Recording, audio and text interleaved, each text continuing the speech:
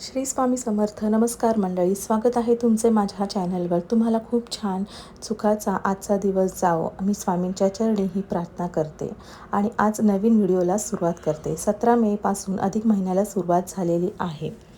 त्याचबरोबर या अधिक महिन्याची समाप्ती 15 जून रोजी होणार आहे.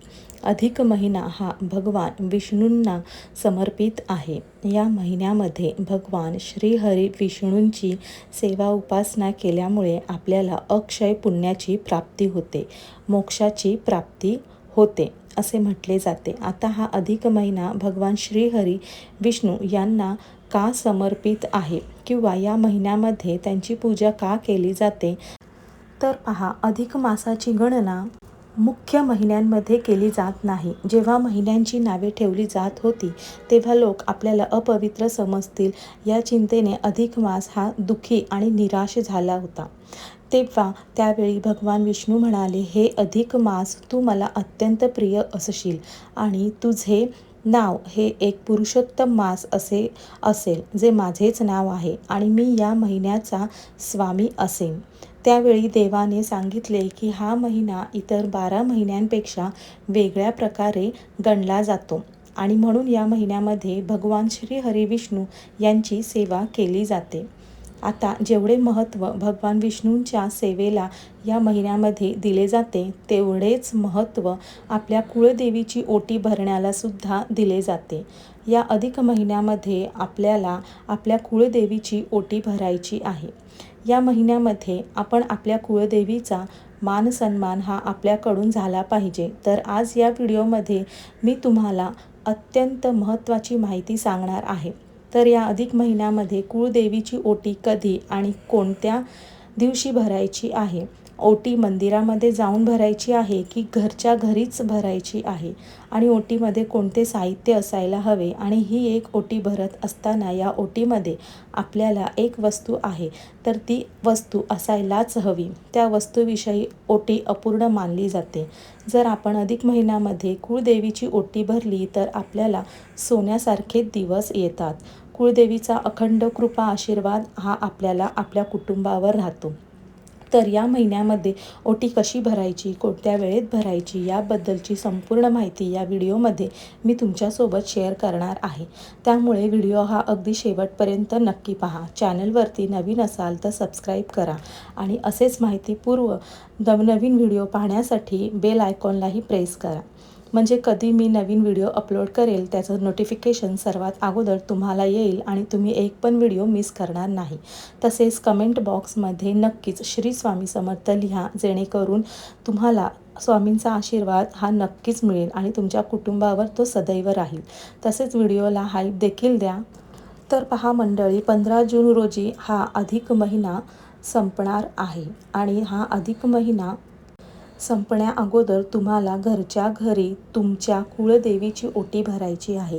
ज्याप्रमाणे आपण अधिक महिन्यामध्ये आपल्या आईची ओटी भरत असतो, अगदी त्याप्रमाणेच आपल्याला आपल्या देवीपेक्षा कमी नाही, अगदी त्याप्रमाणेच आपल्या कुळदेवीची ओटी भरायची आहे.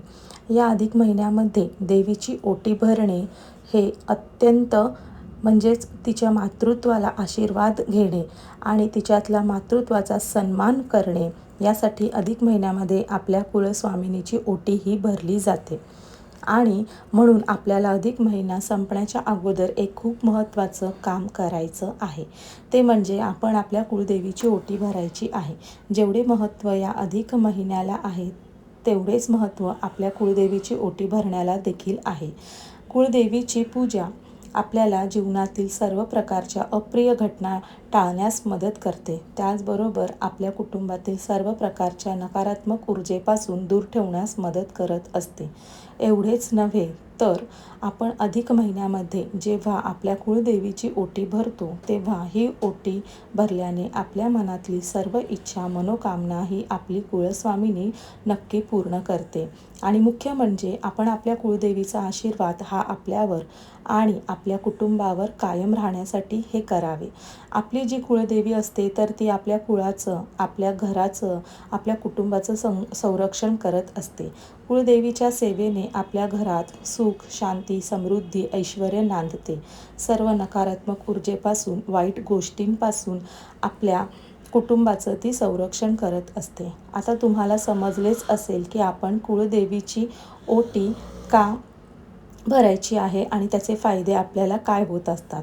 आता आपण कुळदेवीची ओटी या अधिक महिन्यामध्ये नक्की कोणत्या दिवशी भरायची आहे आणि त्यात कोणत्या दिवशी भरू नये, तर पहा, या अधिक महिन्यांमध्ये तुम्ही अधिक महिना सुरू असल्यापासून म्हणजे आतापासून ते अधिक महिना संपेपर्यंत कुळदेवीची ओटी कधीही भरू शकता. फक्त अमावस्येचा दिवस सोडून आपल्याला कुळदेवीची ओटी ही भरायची आहे. कुळदेवीची ओटी भरण्यासाठी जे शुभ दिवस असतात ना, तर ते म्हणजे मंगळवार, शुक्रवार, पौर्णिमा, अष्टमी या तिथींना जर आपण आपल्या कुळदेवीची ओटी भरली तर ते खूप शुभ मानले जाते. परंतु त्यावेळी जर शक्य नसेल तर अधिक महिन्यामध्ये तुम्ही कोणत्याही दिवशी ओटी भरू शकता. आता ही ओटी नक्की कुठे भरायची आहे, तर पहा, ही ओटी जर तुम्ही तुमच्या देवघरात तुमच्या कुळदेवीचा टाक असेल किंवा फोटो असेल किंवा मूर्ती असेल तर तिथेच तुम्ही ही ओटी भरू शकता. किंवा तुम्ही घरामध्ये मंगल कलशाची स्थापना केलेली असेल तर तिथेसुद्धा ही ओटी भरू शकता. किंवा या अधिक महिन्यामध्ये तुम्हाला बघा, बरेच जण आपल्या कुळदेवीला जात असतात. म्हणून जर तुम्ही या अधिक महिन्यामध्ये तुमच्या कुळदेवीला जाणार असाल तेव्हा तुम्ही ही ओटी भरली तरीसुद्धा त्या ठिकाणी चालेल. आणि यापैकी तुम्हाला काही शक्य नसेल तर तुमच्या घराजवळ, तुमच्या गावाजवळ एखादे मंदिर असेल तर तिथे देवीच्या मंदिरात जाऊन म्हणजे तिलाच आपण देवीला कुळदेवी स्वरूप मानून तिची ओटी भरली तरीसुद्धा चालेल. म्हणजे भलेही ती देवी आपल्या कुळदेवीचे स्वरूप नसली तरी पण चालेल. म्हणजे आता समजा आपली कुळदेवी तुळजापूरची भवानी आई आहे आणि किंवा माहूरची रेणुका माता आहे आणि आपण ज्या मंदिरात जाणार आहोत त्या आपल्या जवळपासच्या, तर ते देवीचे मंदिर म्हणजे लक्ष्मीचे रूप असू शकतं, कालिका मातेचे रूप असू शकतं किंवा अन्य कोणतेही रूप असू शकतं. तर तिलाच आपल्या कुळदेवीचे स्वरूप मानून तिची ओटी तुम्हाला भरायची आहे. आता ओटी ही तुम्ही दिवसभरामध्ये कधीही भरू शकता. अगदी सकाळपासून ते संध्याकाळपर्यंत जेव्हा केव्हा तुम्हाला शक्य होईल तेव्हा तुम्ही कुळदेवीची ओटी भरू शकता. कारण कुळदेवीचं संरक्षण हे आपल्याला प्राप्त करून घ्यायचे असते आणि त्यासाठी आपल्याला अधिक महिन्यामध्ये ही ओटी भरायची असते. त्याचबरोबर आता आपण पाहणार आहे की कुळदेवीची ओटी ही नक्की कशी भरायची आणि ओटीमध्ये वस्तू घ्यायच्या आहेत. कोणत्या वस्तूंचा खरा मान ह्या ओटीमध्ये आहे, तर सर्वप्रथम आपल्याला कुळदेवीची ओटी ही खण आणि नारळ म्हणजे खणा नारळाने भरायची आहे. नारळ आपल्याला पाणीदार नारळच घ्यायचा आहे. त्याचबरोबर ज्या नारळाला वरून शेंडीसुद्धा असते तसा सोललेला नारळ हा घ्यायचा नाही. शेंड्यासहित नारळ जो आहे तो आपल्याला लागणार आहे. आणि खण म्हणजे आपल्याला खणाची साडी घ्यायची आहे. जर साडी घेणे इतकी तुमची परिस्थिती नाही तर मग तुम्ही एखादा ब्लाऊज पीस घेतला तरीसुद्धा चालेल. किंवा मग तुम्ही बघा, ओटी भरण्यासाठी नऊवारी साडीसुद्धा घेऊ शकता. आता तुम्ही बघितलं असेल, जेव्हा तुम्ही तुमच्या कुळदेवीला गेले असेल तर तिथे नऊवारी साडीनेच कुळदेवीची ओटी भरली जाते. आणि जर तुम्हाला शक्य असेल तर तुम्ही नक्कीच नऊवारी साडी घेऊन जाऊ शकता. नऊवारी साडी म्हणजे ज्याला 9 वार असतात आणि 9 वार म्हणजे देवीचे 9 रूप असतात. म्हणून तुम्ही शक्य असेल तर 9 वार साडी घेऊ शकता. नसेल तर हरकत नाही, तुम्ही 6 वारी साडी घेतली तरीसुद्धा चालेल आणि अगदी तुम्ही ब्लाऊज पीस घेतला तरीसुद्धा चालणार आहे. जे तुम्हाला शक्य वाटेल ते तुम्ही ओटी भरण्यासाठी घेऊ शकता. म्हणजे 6 वार, 9 वार किंवा ब्लाऊज पीस, फक्त हे वस्त्र घेताना किंवा ही साडी घेताना तुम्हाला ती तुमच्या स्वतःच्या पैशातून घेतलेली असायला हवी. तुम्हाला कोणीही दान म्हणून दिलेली नसावी किंवा तुम्हाला गिफ्ट म्हणून मिळालेली नसावी. ब्लाऊज पीस तुम्हाला घेता येणार नाही. तुमच्या स्वतःच्या पैशातून तुम्ही तो खरेदी केलेला असावा आणि साडी किंवा ब्लाऊज पीस घेताना तो सुती किंवा रेशमी असावा. कारण देवतेकडून येणाऱ्या सात्विक लहरी ग्रहण करण्याची आणि ती धरून ठेवण्याची क्षमता इतर धाग्यांच्या तुलनेमध्ये या धाग्यांमध्ये अधिक असतात. म्हणून साडी किंवा ब्लाऊज पीस घेताना तुम्हाला सुती किंवा रेशमी घ्यायची आहे. आता ही ओटी भरण्यासाठी तुम्हाला सर्वप्रथम एक मोठं ताट घ्यायचे आहे. ताटावरती तुम्हाला साडी किंवा ब्लाऊज पीस ठेवायचे आहे. यानंतर त्या साडीवरती तुम्हाला थोडेसे तांदूळ किंवा गहू ठेवायचे आहे आणि त्या गव्हावरती किंवा तांदळावरती तुम्हाला एक नारळ ठेवायचा आहे. ज्या नारळामध्ये पाणी असेल असाच नारळ घ्यायचा आहे. तो सोलायचा नाही, कोणत्याही प्रकारच्या शेंड्या काढायच्या नाही. तसाच नारळ त्या तांदळावरती गव्हावरती ठेवायचा आहे आणि नारळ ठेवताना आपण जेव्हा देवीची ओटी भरणार आहे तेव्हा नारळाची शेंडी ही देवीकडे येईल अशा पद्धतीने नारळ हा ताटामध्ये ठेवायचा आहे. आता यासोबतच तुम्हाला एक हळकुंड, जी अख्खी हळद ज्याला आपण म्हणतो, लेकुरवारी हळद आपण त्याला म्हणतो, तर ते एक अख्ख हळकुंड घ्यायचे आहे. एक खारीक घ्यायचे आहे, एक बदाम घ्यायचा आहे, एक सुपारी आणि ₹1 नाणं तुम्हाला घ्यायचे आहे. या सर्व वस्तू तुम्हाला या ताटामध्ये ओटीसोबतच ठेवायचे आहे. यासोबतच तुम्हाला 16 शृंगाराचे साहित्य जे असते ते सुद्धा तुम्हाला घ्यायचे आहे. एवढे घेणे शक्य नसेल तर तुम्ही काही वस्तू मी सांगते त्या आवर्जून घ्या, ज्यामध्ये लाल रंगाचं वस्त्र, बांगड्या, हळद कुंकू, गजरा, मंगळसूत्र, जोडवी हे शृंगाराचं साहित्य हे नक्कीच त्या ओटीमध्ये असेल. जर तुम्हाला हे शक्य असेल तर 16 प्रकारचं शृंगार असतो तर ते सुद्धा तुम्ही ह्या ठिकाणी घेऊ शकता. परंतु नाही शक्य झालं तर तुम्हाला सांगितलेल्या वस्तू घ्यायच्या आहेत. आता जेव्हा तुम्ही शृंगारच घेणार आहात त्यामध्ये तुम्हाला चुकूनही लिपस्टिक, पावडर, आयलायनर, नेल पॉलिश या ज्या वस्तू आहे या ओटीमध्ये ठेवायच्या नाही, कारण त्या अनेक रसायनांपासून बनवल्या जातात आणि त्या वस्तूंचा धर्मग्रंथानुसार कुठेही उल्लेख केलेला नाही. म्हणून या 4 वस्तू आहेत त्या तुम्हाला कुळदेवीच्या ओटी भरताना त्या ओटीमध्ये ठेवायची नाही. ज्या वस्तू मी तुम्हाला सांगितलेल्या आहेत त्याच वस्तू तुम्हाला ओटीमध्ये ठेवायच्या आहे. आणि ही ओटी भरताना तुम्हाला एक वेणी किंवा गजरा किंवा एखादे लाल रंगाचे गुलाबाचे फूल तुम्हाला त्या ओटीमध्ये ठेवायचे आहे. आता ही ओटी भरताना ज्या वस्तू तुम्ही ज्या ताटामध्ये घेतलेल्या आहेत ते ताट तुम्हाला स्टीलचं किंवा तांब्याचं घ्यायचं आहे. चुकूनही तुम्हाला हे ताट प्लास्टिकचं भांडं अजिबात ह्या ठिकाणी वापरायचं नाही.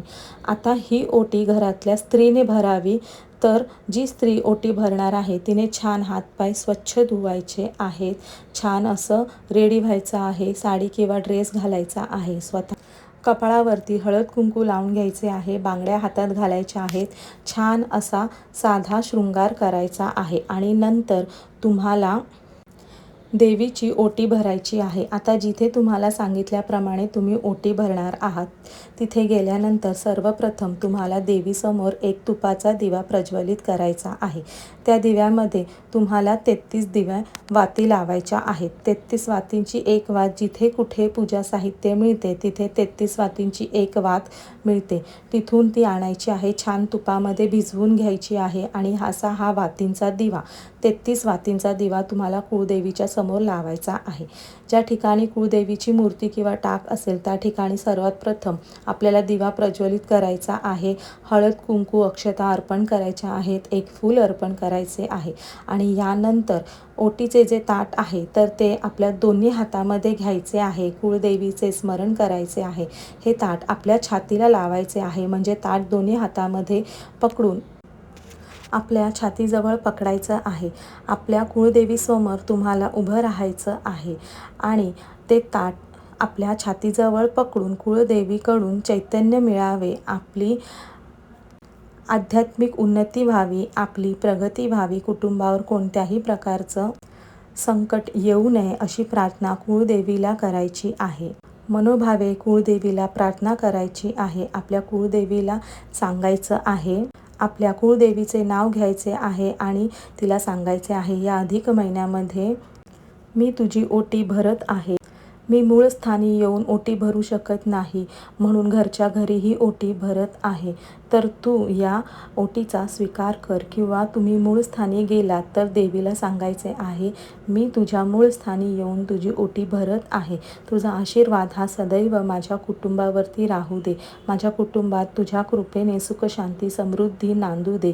घरामध्ये कधीही अन्नधान्याची कमतरता कमी पडू देऊ नकोस, अशी मनोभावे तुम्हाला प्रार्थना करायची आहे. आणि नंतर ही जी ओटी आहे तर त्या ओटीला हळद कुंकू लावून ही ओटी तुम्हाला कुळदेवीच्या मस्तकाला लावून तिच्या चरणापाशी अर्पण करायची आहे.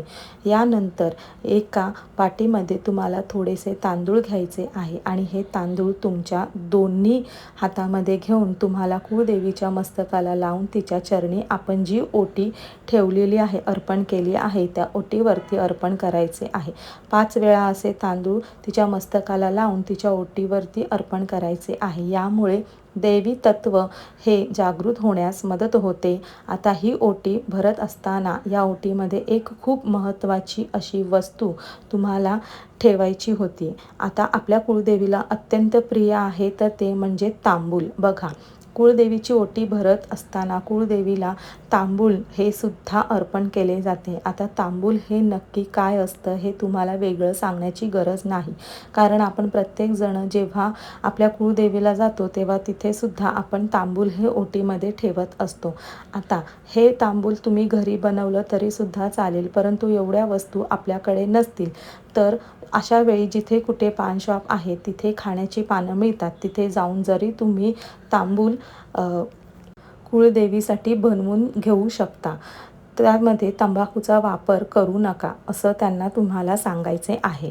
आणि हेच तांबूल तुम्हाला कुळदेवीच्या ओटीमध्ये, म्हणजे आपण ओटी भरत असताना आवर्जून अर्पण करायचे आहे. आणि सांगितल्याप्रमाणे ओटीमध्ये ज्या काही वस्तू तुम्ही घेणार आहात तर त्या तुमच्या स्वखर्चाने घेतलेल्या पाहिजे. कुणीतरी गिफ्ट दिलेल्या आहे तर अशा वस्तू तुम्ही ओटी भरण्यामध्ये अजिबात वापरायची नाही. भले तुम्ही एखादी वस्तू कमी घेतली तरीही चालेल. आता जो तांबूल तुम्ही ओटीमध्ये ठेवणार आहात तो तांबूल काही वेळाने उचलून घ्यायचा आहे आणि घरामध्ये सर्वांनी प्रसाद म्हणून तो खायचा आहे. आता प्रसाद म्हणून खाताना एक मुख्य नियम आहे तुम्हाला पाळायचा, तर तो म्हणजे तांबूल तुमच्या घराच्या व्यतिरिक्त इतर कुठल्याही व्यक्तींना तो द्यायचा नाही, कारण तो आपल्याला आपल्या कुळदेवीचा आशीर्वाद असतो आणि तो आपल्यालाच भेटायला हवा. म्हणून हे तांबूल घरात सर्वांनी प्रसाद म्हणून खायचे आहे. आता तुम्ही देवीची ओटी भरण्यासाठी जो काही ब्लाऊज पीस घेणार आहे किंवा साडी घेणार आहात तर ती चुकूनही निळ्या रंगाची नसावी. निळा रंग, काळा रंग, त्याचबरोबर गडद निळा रंग असे रंग सोडून तुम्ही कोणत्याही रंगाचे वस्त्र ओटी भरण्यासाठी घेऊ शकता. तसेच तुम्ही ओटी भरताना तुम्ही स्वतः देखील काळ्या आणि निळ्या रंगाचे वस्त्रे परिधान करून देवीची ओटी भरू नये.